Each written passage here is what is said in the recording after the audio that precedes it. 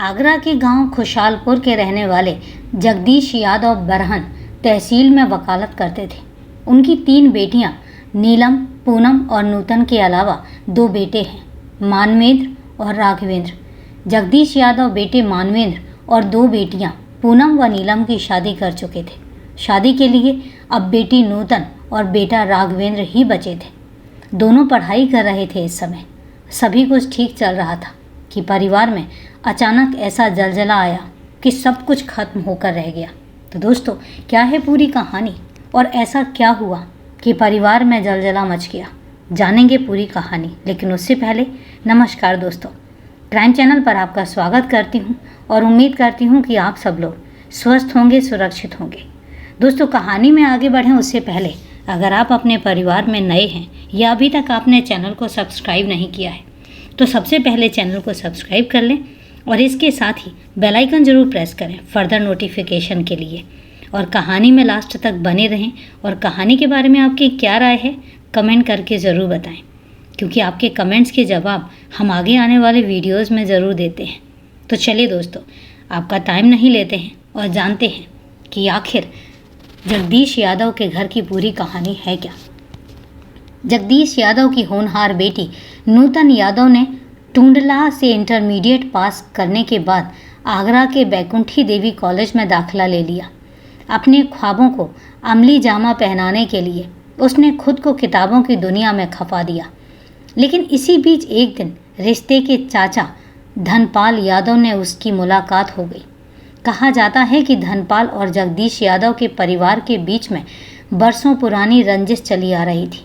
जब नूतन और धनपाल की मुलाकात हुई तो नूतन को लगा कि यदि बातचीत शुरू की जाए तो दोनों परिवारों में रिश्ते फिर से सुधर सकते हैं और रिश्तों में मिठास आ सकती है। चूँकि धनपाल यादव शादीशुदा इंसान था, अपनी पत्नी और 2 बेटों के साथ वह भी खुशहालपुर में ही रहता था। नूतन उसे चाचा कहकर बुलाती थी और पढ़ाई के दौरान आने वाली परेशानियों को भी वह उससे शेयर करती थी। खूबसूरत नूतन स्वभाव से शालीन और कम बात करने वाली लड़की थी। चाचा धनपाल का सहानुभूति वाला व्यवहार उसे अच्छा लगता था और वह धीरे धीरे कथित चाचा के नज़दीक आने लगी। धीरे धीरे जगदीश यादव के घर में भी सबको पता चल गया था कि धनपाल नूतन के सहारे सालों से चली आ रही रंजिश को ख़त्म करना चाहता है। इसलिए नूतन के साथ उसके मेलजोल को नूतन के घर वालों ने ज़्यादा गंभीरता से नहीं लिया। नूतन 20 साल की थी और अपना अच्छा बुरा समझ सकती थी। वहीं दूसरी ओर धनपाल की पत्नी सरोज को धनपाल और नूतन की नज़दीकियां रास नहीं आ रही थी। वह पति से मना करती थी कि वह नूतन से ना मिला करे। इसके बचाव में वह अपनी दूध की डेयरी पर ध्यान दे। लेकिन धनपाल ने पत्नी की बात पर ध्यान नहीं दिया और धीरे धीरे नूतन की आर्थिक मदद भी करने लगा। हालांकि नज़दीकियों की शुरुआत चाचा भतीजी के रिश्ते से ही हुई थी, पर बाद में यह रिश्ता कोई दूसरा ही रूप ले चुका था। नूतन से बढ़ रही नज़दीकियों को लेकर धनपाल की पत्नी को खरी खोटी सुननी पड़ती थी, जिससे उसका पत्नी के साथ न सिर्फ झगड़ा होता था बल्कि दोनों के बीच दूरियां भी बढ़ रही थीं। उधर नूतन अपने भविष्य को संवारते हुए एमए की डिग्री लेने के बाद आगरा कॉलेज से कानूनी की पढ़ाई करने लगी। कथित भतीजी नूतन के ख्वाबों को पूरा करने की धुन में धनपाल उर्फ धन्नू अपने डेयरी के व्यवसाय को भी बर्बाद कर बैठा। वह हर कदम पर नूतन के साथ था। घर पर पत्नी की कला से तंग आकर उसने अपना आशियाना खेत में बना लिया। वह नूतन की पढ़ाई का पूरा खर्चा उठा रहा था। नूतन के एलएलबी पास कर लेने पर वह बहुत खुश हुआ और इसके बाद उसने एलएलएम भी किया। एलएलएम करने के बाद नूतन ने कोचिंग करने के लिए दिल्ली के एक कोचिंग सेंटर में दाखिला ले लिया। हॉस्टल में रहकर वह प्रतियोगी परीक्षा की तैयारी करने लगी। नूतन के दिल्ली जाने के बाद धनपाल का मन बिल्कुल भी नहीं लग रहा था। उसके पास रिवॉल्वर का लाइसेंस भी था। अपनी दूध डेयरी बंद कर वह दिल्ली में ही किसी नेता के यहाँ सुरक्षा गार्ड की नौकरी करने लगा। उसने यह नौकरी सन 2015 से 2018 तक की। नौकरी के बहाने वह दिल्ली में रहा। दिल्ली में चाचा भतीजी की मुलाकातें अक्सर जारी रहीं। आशिकी का यह पागलपन धनपाल को किस ओर ले जा रहा था, यह बात वह नहीं समझ पा रहा था। अपने से 10-12 साल छोटी कथित भतीजी के इश्क में वह इस तरह से अंधा हो चुका था। लेकिन दूसरी ओर इस सब के बावजूद नूतन का पूरा ध्यान अपने लक्ष्य पर था। वह कुछ बनना चाहती थी जो उसे सफलता की ऊंचाइयों तक ले जाए। धनपाल ने भी उससे कह दिया था कि चाहे जितना पैसा खर्च हो वह उसकी पढ़ाई में हर तरह से मदद करेगा।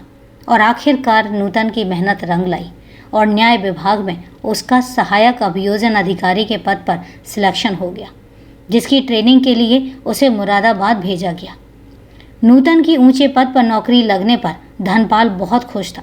उसे लगने लगा कि नूतन की पोस्टिंग के बाद वह पढ़ाई आदि से मुक्ति पा लेगी और तब दोनों अपने जीवन को सही दिशा देने के बारे में सोच पाएंगे। लेकिन यह उसके लिए केवल ख्याली पुलाव बनकर रह गया। नूतन की सोच कुछ अलग थी। अभी तो उसे केवल सहायक अभियोजन अधिकारी का पद मिला था, जबकि उसे बहुत आगे जाना था। खूब लिख पढ़कर वह जज बनने का सपना देख रही थी। वह इस सच्चाई से अनभिज्ञ थी कि अधिकतर सपने टूटने के लिए ही होते हैं। ट्रेनिंग के बाद नूतन की बतौर सहायक अभियोजन अधिकारी पहली पोस्टिंग एटा जिले के जलेसर कोर्ट में हुई। नौकरी मिल जाने पर नूतन और उसके परिवार के लोग बहुत खुश थे। कथित चाचा धनपाल भी बहुत खुश था। अब उसके दिल में एक कसक यह रह गई थी कि क्या नूतन समाज के सामने उसका हाथ थामेगी। धनपाल आशा निराशा के बीच झूल रहा था। उसे लगता था कि वह नूतन के साथ अपनी दुनिया बसाएगा और उसे सरकारी अधिकारी पत्नी का पति होने का गौरव प्राप्त होगा। पर खुशियां कब किसी की सगी होती हैं, वह तो हवा की तरह उड़ने लगती हैं। नूतन एटा आ गई। पुलिस लाइन परिसर में उसके नाम एक क्वार्टर अलॉट हो गया। यह क्वार्टर महिला थाना और दमकल केंद्र में कुछ ही दूरी पर था। सरकारी क्वार्टर में आने के बाद भी धनपाल ने नूतन का पूरा ध्यान रखा। उसने घर की ज़रूरतों का सारा सामान उसके क्वार्टर पर पहुंचा दिया। वह भतीजी के साथ क्वार्टर में रह तो नहीं सकता था, लेकिन वहां उसका आना जाना बना रहा। नूतन अपनी ज़िंदगी व्यवस्थित करने के बाद अपने छोटे भाई राघवेंद्र की ज़िंदगी संवारना चाहती थी। लेकिन धनपाल को नूतन का यह निर्णय बिल्कुल पसंद नहीं आया। लेकिन अब यह बात अच्छी तरह समझता था कि कच्चे कमज़ोर रिश्तों को संभालने में सतर्कता की ज़रूरत होती है। कभी कभी धनपाल के सीने में एक अजीब सी कसक उठती थी कि क्या उसका और नूतन का रिश्ता सिरे चढ़ेगा। एक दिन उसने अपनी यह शंका अपने दोस्त भारत सिंह से जाहिर की तो उसने कहा कि ऐसा क्यों सोचते हो? जब तुमने नूतन को इतना सहयोग किया है तो फिर क्यों तुम्हें छोड़ेगी? दरअसल धनपाल को नूतन का बढ़ता हुआ कद परेशान कर रहा था। वह उसके सामने खुद को बौना सा महसूस करने लगा, इसलिए उसके मन में इस तरह के विचार आ रहे थे। आखिर उसने अपनी आशिकी की हिचकोलें खाती नाव तूफान के हवाले कर दी और सही समय का इंतजार करने लगा। नूतन की दिनचर्या व्यवस्थित होती गई। वह स्कूटी पर सुबह ड्यूटी पर जाती और शाम को क्वार्टर पर लौटती। अपने आस पड़ोस में रहने वालों से ना तो उसकी बातचीत थी और ना ही उठना बैठना था। इस बीच नूतन ने धनपाल से कहा कि उसे घर में एक काम वाली बाई की ज़रूरत है, क्योंकि खाना बनाने में उसका काफ़ी समय खराब होता है। धनपाल ने तुरंत 2700 रुपये प्रति माह की सैलरी पर संगीता नाम की महिला का इंतजाम कर दिया और वह नूतन के यहाँ जाकर रसोई का काम संभालने लगी। नूतन के अड़ोस पड़ोस में अधिकतर पुलिस कर्मियों के ही क्वार्टर थे। उन पड़ोसियों को बस इतना पता था कि नूतन के साथ उसका छोटा भाई रहता है और जब तक गांव से उसके चाचा आ जाते हैं। नूतन की नौकरी लग चुकी थी। यहाँ तक पहुँचते पहुँचते वह 35 साल की हो गई थी। घर वाले उसकी शादी के लिए उपयुक्त लड़का देख रहे थे। घर में अक्सर उसकी शादी का जिक्र होता था। घर वाले चाहते थे कि उसकी शादी किसी अच्छे सरकारी अधिकारी से हो जाए। शादी की चर्चा सुनकर नूतन को झटका सा लगा, क्योंकि धनपाल के रहते वह उनसे कभी अपने को अलग अस्तित्व के बारे में सोच भी नहीं पाई थी। और इसी बीच किसी मध्यस्थ के जरिए नूतन के लिए अलीगढ़ में पोस्टेड वाणिज्य कर अधिकारी राम सिंह का रिश्ता आया। नूतन के परिवार वाले खुश भी थे, इस रिश्ते के पक्ष में भी थे, लेकिन नूतन की समझ में कुछ नहीं आ रहा था कि वह आखिर क्या करे और क्या ना करे। कुछ नहीं सूझा तो नूतन ने घर वालों से कहा कि वे लोग जिस लड़के से उसकी शादी करना चाहते हैं पहले वह उसके बारे में जानना चाहती है। तब घर वालों ने नूतन का फ़ोन नंबर बिचौलिया के माध्यम से उस लड़के तक पहुंचा दिया। फिर एक दिन राम सिंह का फ़ोन आया। दोनों ने आपस में बात की, एक दूसरे की फ़ोटो देखी और अचानक नूतन को लगा कि बरसों की कठिन मेहनत के बाद उसने जो पद हासिल किया है उसके चलते धनपाल के लिए उसकी ज़िंदगी में अब कोई जगह होनी ही नहीं चाहिए। जीवन साथी के रूप में बराबरी के दर्जे वाले व्यक्ति का होना ही दाम्पत्य जीवन को सफल बना सकता है। उसने महसूस किया कि अब तक जो कुछ उसके जीवन में चल रहा था वह केवल एक खेल था, लेकिन इस खेल के सहारे जीवन तो कट नहीं सकता ना। इस उम्र में उसके लिए यदि रिश्ता आया है तो उसका स्वागत उसको करना चाहिए। इसके बाद राम सिंह और नूतन के बीच फ़ोन पर अक्सर बातचीत होने लगी। वाणिज्य कर अधिकारी राम सिंह को भी नूतन जैसे जीवन साथी की ही ज़रूरत थी। अतः नूतन ने एक दिन घर वालों के सामने भी इस रिश्ते के लिए हामी भर दी। एक दिन धनपाल जब नूतन के आवास पर उससे मिलने आया तो नूतन ने कहा कि बिना सोचे समझे मुंह उठाए चले आते हो। जानते हो, अगर आसपास रहने वाले लोगों को शक हो गया तो मेरी कितनी बदनामी होगी। धनपाल को नूतन की यह बात चुभ गई। वह बोला, यह क्या कह रही हो?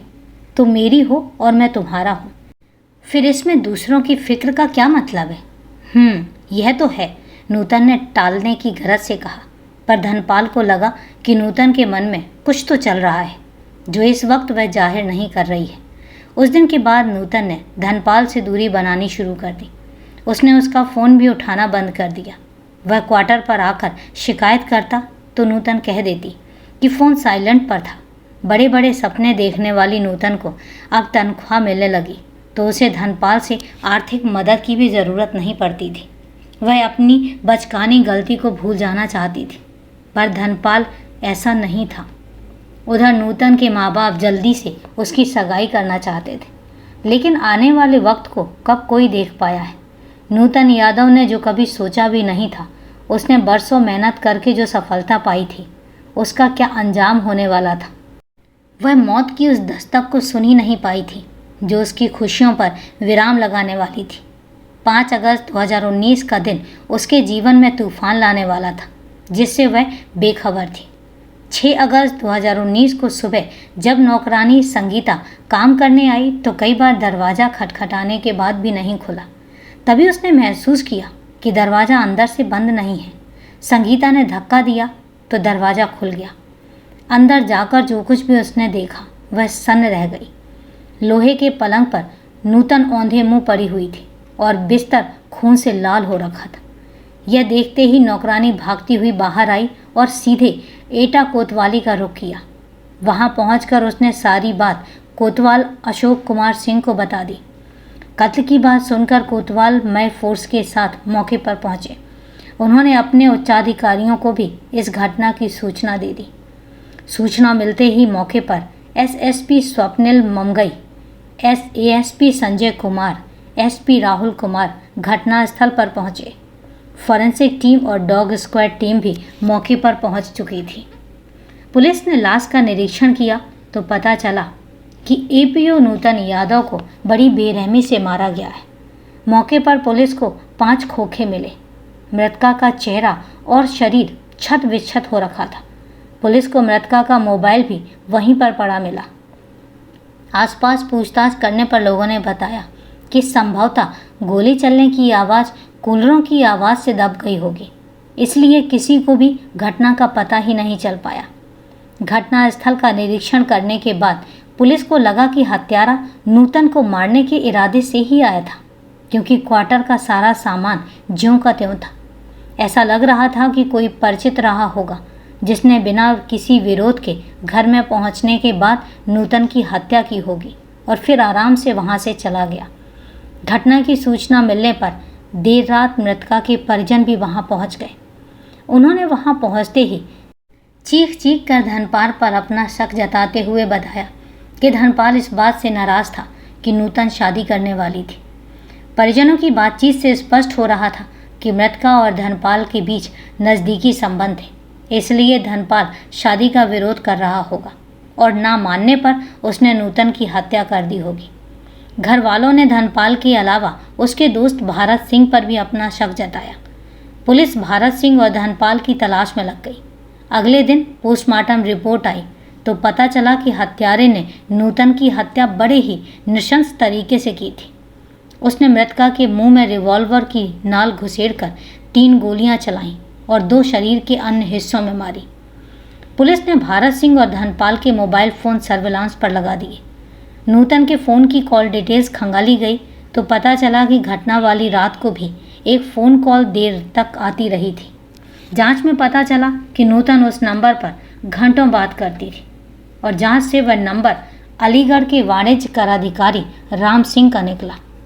अभियुक्तों की गिरफ्तारी के लिए पुलिस ने उनके घर दबिश डाली, लेकिन वे मिले ही नहीं। तो पुलिस ने पूछताछ के लिए धनपाल की पत्नी सरोज और श्यामवीर व उसके साले के बेटे को हिरासत में ले लिया। थाने लाकर उनसे पूछताछ की गई तो उनसे अभियुक्तों के बारे में जानकारी नहीं मिली और इसके बाद उन्हें छोड़ दिया गया। 10 अगस्त को पुलिस ने मुखबिरों की सूचना पर माया पैलेस चौराहे से भारत सिंह को हिरासत में ले लिया। उससे पूछताछ में धनपाल और नूतन के संबंधों की बात खुलकर सामने आई। भारत सिंह ने बताया कि नूतन के कत्ल में उसका कोई भी हाथ नहीं है। धनपाल की गिरफ्तारी के लिए पुलिस ने उसके सभी ठिकानों पर छापे मारे, यहाँ तक कि दिल्ली तक में तलाश की गई और आखिर 12 अगस्त को पुलिस ने धनपाल को गांव बरौठा, थाना हरदुआगंज, अलीगढ़ में उसके रिश्तेदार के घर से दबोच लिया। थाने में उससे पूछताछ की गई।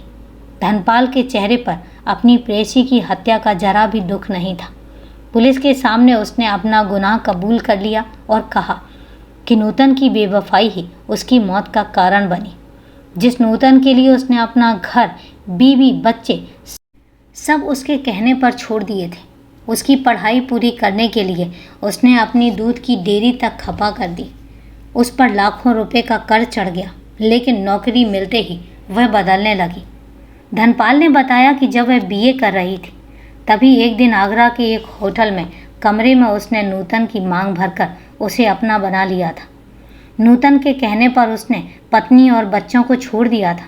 वह उसे बेइंतहा प्यार करता था, पर वह पिछले 4 महीने से अचानक बदलने लगी थी। उसका फ़ोन रिसीव नहीं करती थी। जिसे दिलो जान से चाहा हो, उसी की उपेक्षा ने उसे हत्यारा बना दिया। नूतन ने 15 साल की मोहब्बत को एक पल में पैरों तले रौंद दिया था। वह तो उसके प्यार में अपनी दुनिया लुटा चुका था, पर अपनी आशिकी को भुलाना उसके लिए मुश्किल था। उसने कबूला कि घटना वाले दिन उसने भारत सिंह के जरिए पता लगा लिया था कि नूतन उस रोज़ छुट्टी पर है और उसके साथ रहने वाला उसका भाई राघवेंद्र भी अपने गांव गया हुआ है।